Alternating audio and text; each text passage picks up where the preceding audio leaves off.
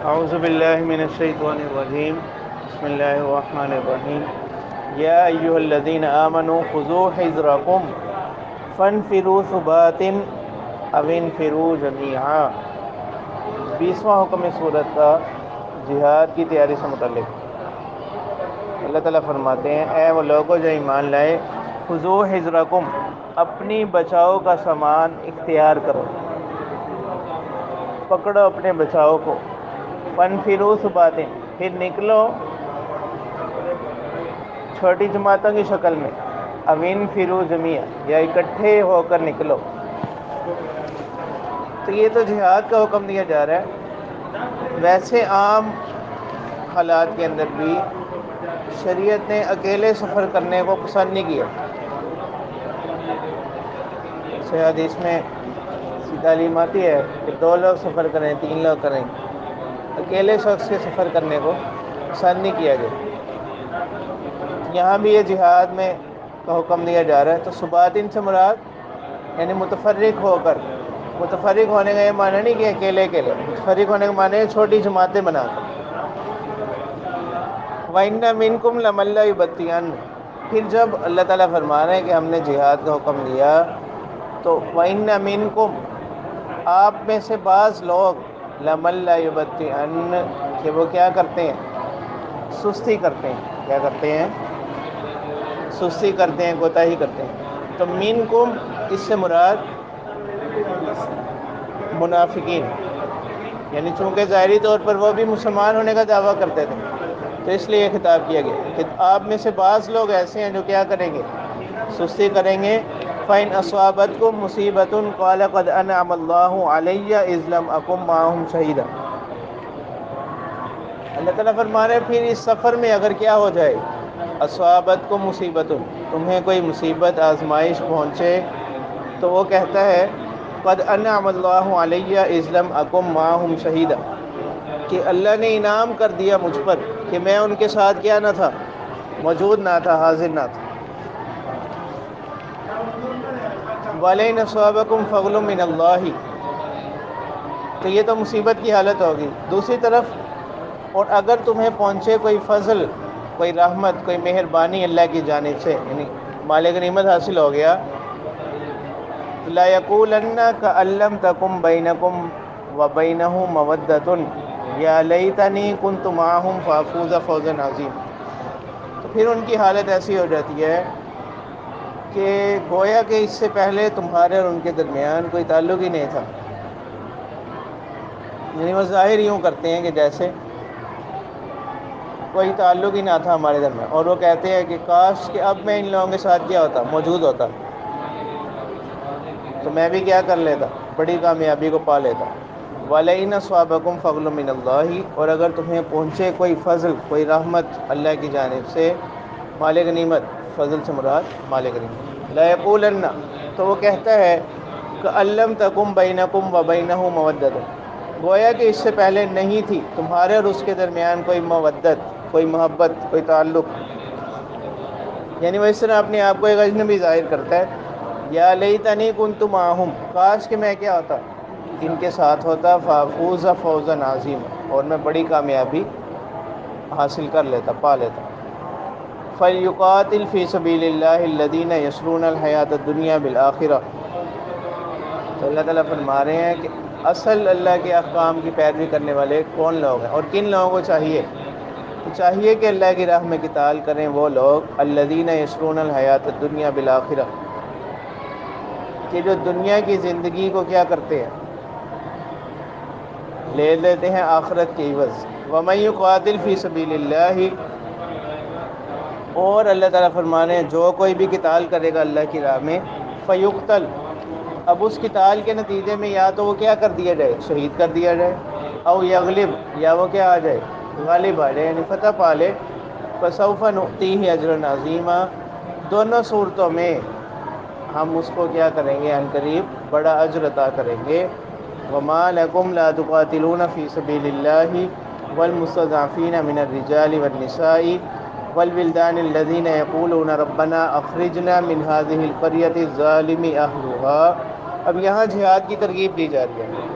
اللہ تعالیٰ فرمانے ان لوگوں سے جو کیا رکھتے ہیں، جو نوجوان ہیں، طاقت رکھتے ہیں. وما لکم، کیا ہے تم کو، لا تقاتلون فی سبیل اللہ، کہ تم نہیں قتال کرتے اللہ کی راہ میں، والمستضعفین من الرجال، اور ان لوگوں کے لیے جو کمزور کر دیے گئے مردوں میں سے، والنساء، عورتوں میں سے، والولدان، اور بچے، الذین یقولون، جو کہتے ہیں ربنا اخرجنا، وما لکم لا تقاتلون فی سبیل اللہ،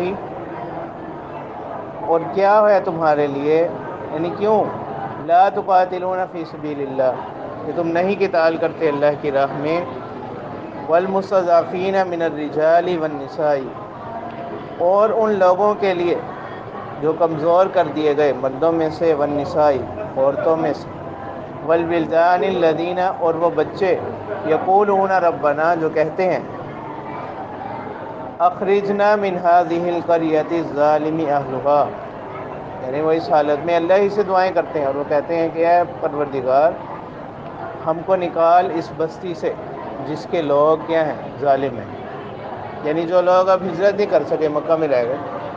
وجعل لنا من لدنک ولیا، اور بنا ہمارے لیے اپنے پاس سے، اپنی جناب سے کوئی دوست، وجعل لنا من لدنک نصیرا، اور بنا دیجئے ہمارے لیے اپنے پاس سے کوئی مددگار. اب اللہ تعالیٰ فرما رہے ہیں کہ اللہ کی راہ میں قتال کرنے والے لوگ اور ہیں، اور شیطان کی راہ میں قتال کرنے والے لوگ اور ہیں، یعنی دو ہی طبقے ہو سکتے ہیں نا، کہ قتال سے مسلمانوں کی غرض کیا ہوتی ہے، اور وہ لوگ جو مسلمان نہیں ہیں ان کی غرض، ان کا مقصد قتال سے کیا ہوتا ہے. اللہ تعالیٰ فرما رہے ہیں الذین آمنوا یقاتلون فی سبیل اللہ، وہ لوگ جو ایمان لائے، یقاتلون فی سبیل اللہ، وہ اللہ کی راہ میں قتال کرتے ہیں، والذین کفروا، اور وہ لوگ جو انہوں نے کفر کیا، یقاتلون فی سبیل الطاغوت، وہ قتال کرتے ہیں شیطان کے راستے میں. فقاتلوا اولیاء الشیطان، تو لہٰذا اے اہل ایمان، قتال کرو شیطان کے دوستوں سے، اس کے پیروکاروں سے، ان کید الشیطان کان ضعیفا، بے شک شیطان کا مکر وہ کیا ہے، کمزور ہے. تو یہاں پر شیطان کے مکر کو کمزور قرار دیا گیا، اور اس آیت کے ظاہر سے یہ معلوم ہوتا ہے کہ مومنین کو اللہ تعالیٰ تسلی دے رہے ہیں کہ تمہارے مقابلے میں شیطان کا مکر کیا ہوگا، کمزور ہوگا. دو شرطیں ہیں اس کے لیے جو اسی آیت میں بیان کی گئی. پہلی شرط کیا ہے کہ مقابلے میں کون لوگ ہوں، الذین آمنوا، الذین آمنوا، ایمان.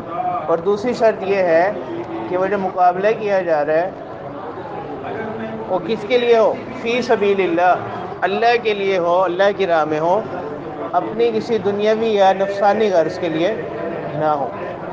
تو اگر کوئی مسلمان ہو اور وہ اللہ کے لیے کیا کرے، مقابلہ کرے، اس کے مقابلے میں شیطان کا مکر یہ کیا ہے، کمزور.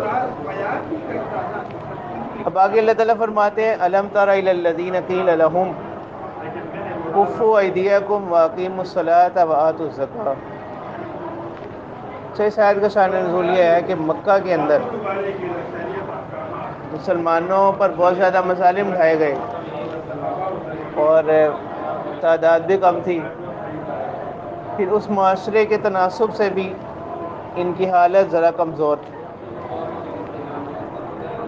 اس وقت بھی بعض مسلمانوں نے اللہ کے رسول صلی اللہ علیہ وسلم سے یہ اجازت چاہی کہ آپ ہمیں اجازت دیں، ہم ان لوگوں کا کیا کریں گے، مقابلہ کریں گے.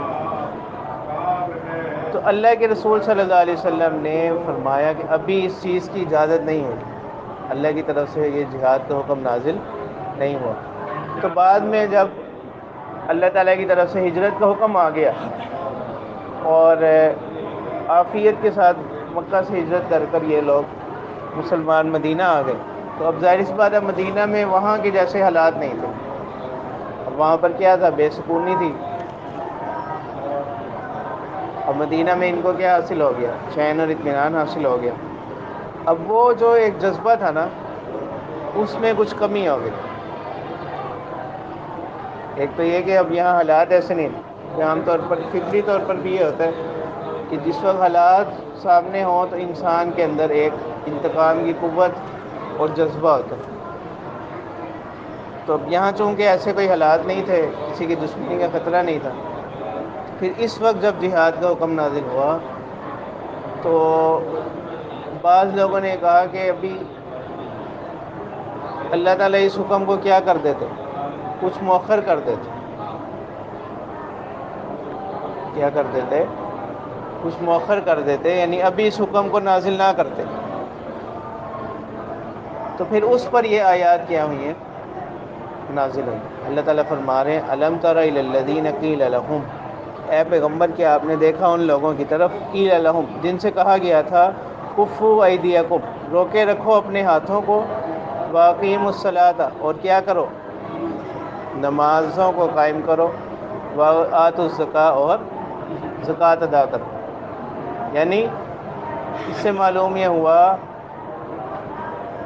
کہ ابتدائی حالت میں، ابتدائی اسلام میں، جبکہ ان پر کیا تھے، مظالم بھی تھے، سب کچھ تھا، پھر بھی ان کو کیا حکم دیا گیا، کفو ایدیکم واقیموا الصلاۃ وآتوا الزکاۃ. تو اس سے معلوم ہوا کہ اپنے ہاتھوں کو روکنے کا حکم دیا گیا اور نماز اور زکوٰۃ کی ادائیگی کا حکم دیا گیا. اس سے معلوم یہ ہوا کہ اپنی اصلاح یہ کیا ہے، مقدم ہے کس پر، ملک کی اصلاح پر. اپنی اصلاح کرنا یہ مقدم ہے کس پر، ملک کی اصلاح. اس وقت جو اسلام جس دور سے گزر رہا ہے، اس دور کا بھی بڑا مسئلہ یہی ہے کہ یہ اپنی اصلاح نہیں کرتا، اور یہ اس کی باقی یہ پورے جہان کی اصلاح کرنا چاہتے ہیں. مسلمان ہیں آج کل کے، ٹھیک ہے، تو اس آیت سے یہی معلوم ہوتا ہے کہ پہلے کیا کرو، اپنی اصلاح کرو، پھر کس کی اصلاح ہوگی، ملک. تو اللہ تعالیٰ فرماتے ہیں فلما کتب علیہم القتال، جب ان پر فرض کر دیا گیا قتال، اذا فریق منہم تو ان میں سے ایک گروہ، یخشون الناس تو وہ لوگوں سے ڈرنے لگے، کا خشیت اللہ جیسا کہ کس سے ڈرا جاتا ہے، اللہ سے، او اشد خشیہ یا اس سے بھی زیادہ خوف. وقالوا ربنا اور انہوں نے کہا لما اے ہمارے پروردگار، لما کتبت علینا القتال آپ نے کیوں فرض کر دیا ہم پر قتال، لولا اخرتنا الی اجل قریب کیوں نہ آپ نے اس کو ہم سے مؤخر کر دیا کسی قریبی مدت تک، یعنی ابھی یہ حکم نازل نہ ہوتا، کچھ عرصے بعد ہو جاتا. تو ان تمام باتوں کے جواب میں اللہ تعالیٰ فرماتے ہیں قل متاع الدنیا قلیل، اے پیغمبر آپ ان سے کہہ دیجئے کہ دنیا کا جو ساز و سامان ہے، دنیا کا جو نفع ہے، یہ کیا ہے، قلیل، بہت تھوڑا ہے.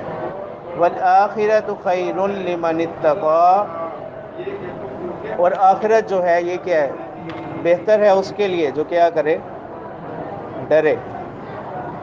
ولا تظلمون فتیلا یعنی تم پر داغے کی مقدار بھی کیا نہیں کیا جائے گا، کوئی ظلم نہیں کیا جائے گا، ذرہ بھی کوئی ظلم نہیں کیا جائے گا.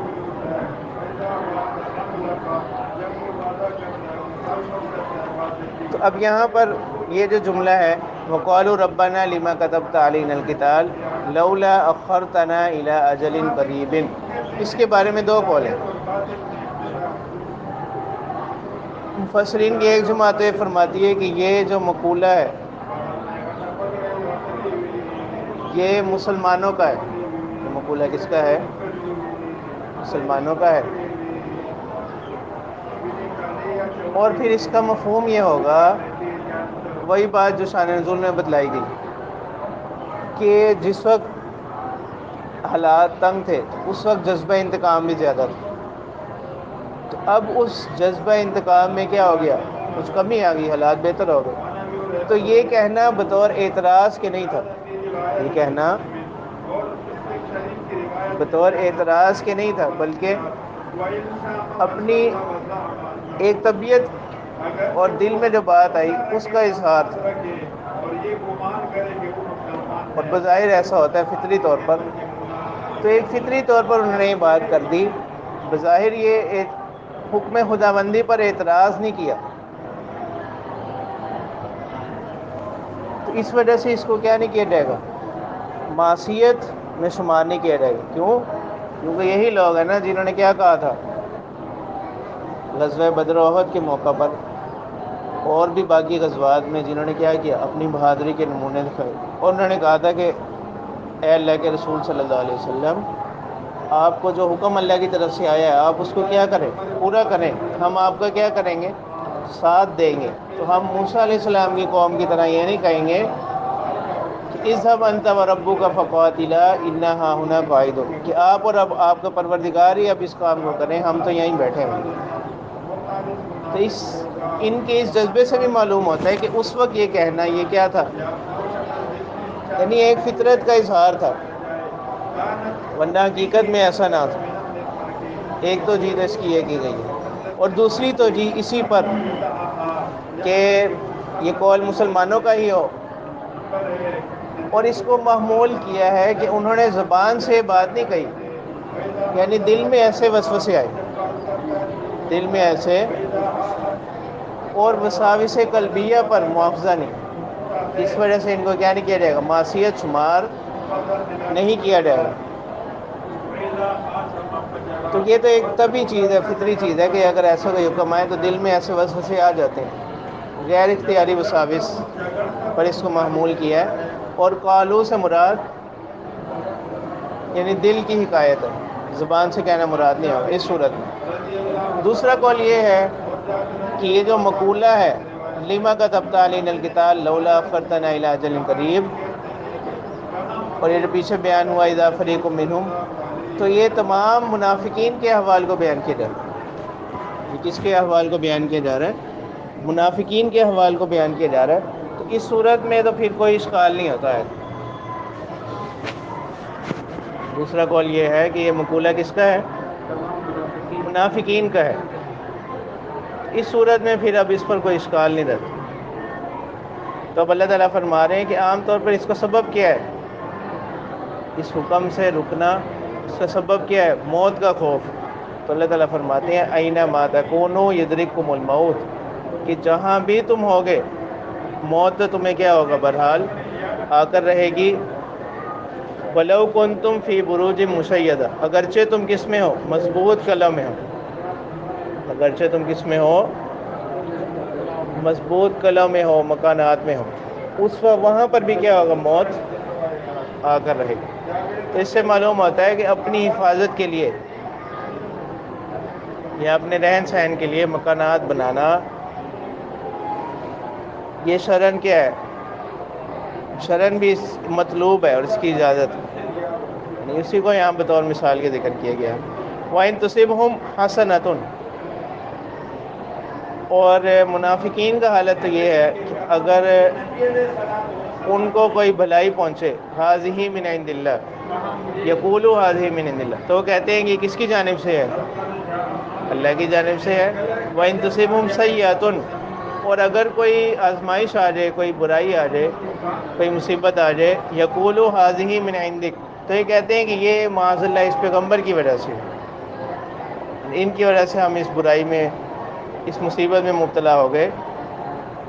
تو اللہ تعالیٰ فرماتے ہیں قُلْ كُلٌّ مِّنْ عِنْدِ اللَّهِ، کہ اے پیغمبر صلی اللہ علیہ وسلم آپ ان کو کہہ دیجئے کہ چاہے بھلائی ہو یا برائی، دونوں اللہ ہی کی جانب سے ہیں، دونوں اللہ ہی کی جانب سے ہیں۔ یہی اہل سنت کا عقیدہ بھی ہے نا کہ بھلائی اور برائی دونوں کے خالق اللہ تعالیٰ ہی ہیں، دونوں کے خالق اللہ تعالیٰ ہی ہیں۔ فَمَا لِهَٰؤُلَاءِ الْقَوْمِ، اللہ تعالیٰ فرماتے ہیں کہ کیا ہو گیا اس جماعت کو، لَا يَكَادُونَ يَفْقَهُونَ حَدِيثًا، کہ اتنی سی بات کو بھی نہیں سمجھتے، یہ باتوں کو نہیں سمجھتے۔ ہاں البتہ فرق یہ ہے کہ جو رحمت اور مہربانی ہوتی ہے وہ اللہ کی جانب سے ہوتی ہے، محض اللہ کے فضل کے طور پر، محض اللہ کے فضل کے طور پر، اور جو کوئی مصیبت یا آزمائش آتی ہے وہ بھی اللہ ہی کی طرف سے آتی ہے، لیکن اس کا سبب کیا ہوتا ہے، اعمال، اس کا سبب اعمال ہوتا ہے۔ تو اسی کو اگلی آیت میں اللہ تعالیٰ فرما رہے ہیں ما اصابک من حسنۃ فمن اللہ، کہ جو کوئی بھی تمہیں بلائی پہنچے وہ اللہ کی جانب سے، وما اصابک من سیئۃ فمن نفسک، اور جو تمہیں کوئی برائی پہنچتی ہے وہ تمہارے نفس سے، یعنی آتی تو اللہ کی طرف سے لیکن اس کا سبب تمہارے اعمال بنتے ہیں، اور جو تمہیں بلائی پہنچتی ہے وہ خالصتاً اللہ کی طرف سے ہے۔ تو اس میں اشارہ اس طرف ہے کہ انسانی اعمال اس قابل نہیں، کسی کے ساتھ جو بھلائی اور خیر کی جاتی ہے یہ محض کس سے ہے؟ اللہ کے فضل سے، اللہ کے فضل سے۔ وَأَرْسَلْنَاكَ لِلنَّاسِ رَسُولًا، اور اے پیغمبر صلی اللہ علیہ وسلم ہم نے آپ کو بھیجا صرف مکہ والوں کے لیے نہیں، مدینہ والوں کے لیے نہیں، عرب کے لیے نہیں، لِلنَّاسِ تمام لوگوں کے لیے رسول بنا کر۔ تو اس آیت میں اشارہ ہے کس کی طرف؟ عموم بعثت کی طرف، کہ آپ صلی اللہ علیہ وسلم کی جو بعثت ہے وہ کیا ہے؟ عام ہے، للناس تمام لوگوں کے لیے۔ تو اس میں قیامت تک آنے والے تمام لوگ کیا ہیں؟ شامل۔ وَكَفَى بِاللَّهِ شَهِيدًا، اور کافی ہے اللہ تعالیٰ گواہ۔ مَن يُطِعِ الرَّسُولَ فَقَدْ أَطَاعَ اللَّهَ، تو لہذا جس نے رسول کی اطاعت کر لی اس نے اللہ ہی کی اطاعت کی۔ وَمَن تَوَلَّى، اور جس نے اعراض کیا تو آپ ان کے اعراض سے اور ان کے منہ پھیرنے سے کیا نہ ہو؟ غمزدہ نہ ہو۔ کیوں؟ فَمَا أَرْسَلْنَاكَ عَلَيْهِمْ حَفِيظًا، اے پیغمبر ہم نے آپ کو نہیں بھیجا ان پر نگہبان بنا کر۔ تو لہٰذا اگر یہ ایمان نہیں لاتے، آپ کی باتوں کو نہیں مانتے، تو آپ غمزدہ نہ ہوں۔ آپ کا مقصد کیا ہے؟ اللہ کے پیغام ان تک پہنچا دیں۔